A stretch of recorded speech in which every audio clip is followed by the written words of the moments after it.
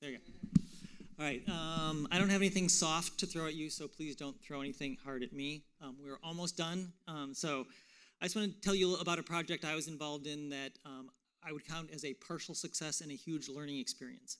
A little bit of background. About 2 years ago, I was hired as executive editor of the Pamplin Media Group, which is a collection of about 24 news organizations clustered primarily in the Portland area. We're still very print-focused. We range from the Portland Tribune, which prints about 100,000 copies a week, to the Estacada News, which has fewer than 3,000 copies. And among my many duties that I created for myself was the title I gave myself of Collaboration Czar, though after this morning's session, I'm going to refer to myself as Collaboration Jedi now. So I was very pleased in 2016, shortly after I started, when Andrew DeVigal approached me and a few other journalists in Portland to brainstorm an idea, which was, could journalists come together collaboratively and tackle the problem of homelessness? Portland, like a lot of West Coast cities, has seen a tremendous increase in the number of people on the streets. And so Agora had some big ideas, and as they proposed this, they kept throwing out a couple terms that kept being repeated, one of which was civic engagement, and the other was stakeholders. And there are a couple words and combinations of words that get my journalistic antenna up and give me a little bit of the willies, and one was civic engagement, which sounded awfully warm and fuzzy, but certainly stakeholders was a word that I tried to avoid. And yet what I found was that this actually became a crucial process in the collaboration. So Agora's project was kind of traditional collaboration in that it was going to get a bunch of news organizations together and tackle this difficult problem. It would roll out over several months.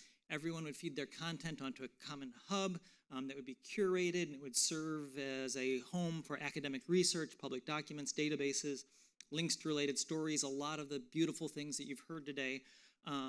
But the one sort of twist to it was they also compiled a list of influential activists, policymakers, philanthropists, others involved in combating homelessness. I'm going to try, we'll just leave it there. And this was the dreaded group of stakeholders. And the idea they had was that they would create these gatherings, these huge gatherings where reporters would listen to the experts and grassroots activists as a way to focus on this topic. And I went back to the original email today and I looked, and there were, the invite list for this first convening meeting was over 60 people. And that was not the journalists, that was 60 people who weren't the journalists. And what I would say is that, that was not a work group, that was a mob. And it kind of operated as that.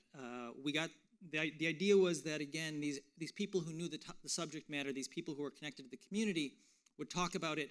We would learn from them. The stories would surface, and we would be able to then focus our reporting. Instead, what we saw was some people did have valuable insights, but some of the activists had certainly platforms. There seemed to be some competing agendas in the room, and I looked around, and a lot of the reporters were doing what I was doing, which was I was checking my cell phone, and people were starting to get very restless. We had a second meeting like this in November, did not go better. I couldn't attend it, but I got a text from a reporter saying, "This is a waste of time, can I leave?" So I said yes.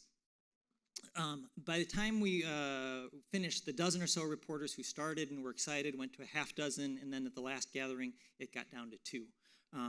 But I would say this was actually not a failure of a collaboration. What we learned was once the project sort of fizzled, it got down to 2 news organizations, 4 freelancers, and instead of 60 activists, we got 6 stakeholders who really helped us shape this project. So what I came to understand is that this component of civic engagement, which works really well with solutions and really well with collaboration, is important to find people who can help you guide the story from the start rather than wait for them to respond to it at the end.